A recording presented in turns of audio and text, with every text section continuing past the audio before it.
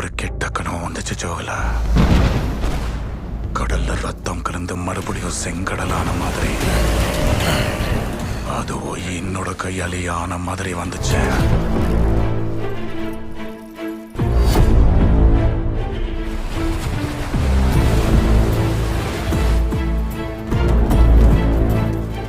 பயம் போகணும்னா தெய்வத்தோட கதையை கேட்கணும்.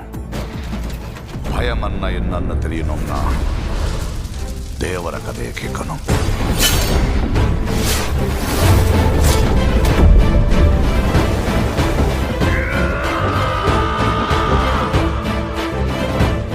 கடல்ல இருக்கிற ஒரு தேவரா போதும்.